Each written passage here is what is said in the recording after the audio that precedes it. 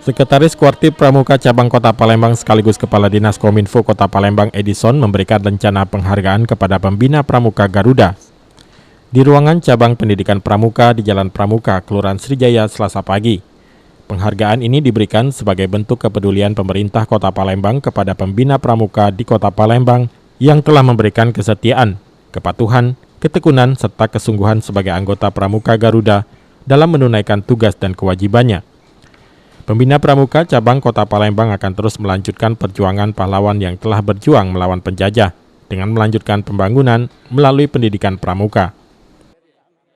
Kuartir Cabang Kota Palembang melaksanakan kegiatan apel dalam rangka memberikan penghargaan kepada kakak pembina termasuk adik-adik Pramuka Garuda.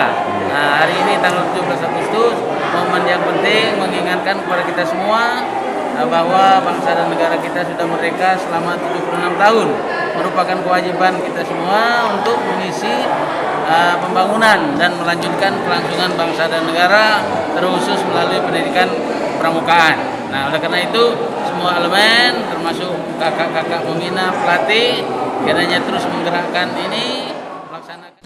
Selain itu, dalam rangka Hari Pramuka ke-60 tahun serta HUT RI ke-76, Kuartir Gerakan Pramuka Cabang Palembang melakukan bakti sosial peduli COVID-19 dengan memberikan masker dan sanitizer secara gratis dengan tetap disiplin menerapkan protokol kesehatan.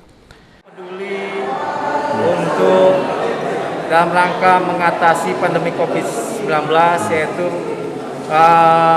penyerahan masker dan juga hand sanitizer yang nantinya langsung akan dibagikan oleh adik-adik di lampu merah Simpang Polda untuk masyarakat Kota Palembang.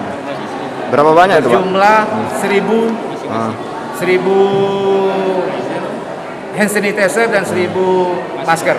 Mungkin sedikit himbauan untuk kakak-kakak pramuka untuk melakukan kegiatan di tengah pandemi itu. Ya, di tengah pandemi ini dalam rangka pembagian masker dan pandemi ini, masker dan hand sanitizer ini, kita tetap menegakkan protokol kesehatan, menjaga jarak, mencuci tangan, memakai masker, dan menghindari kerumunan dan mengurangi.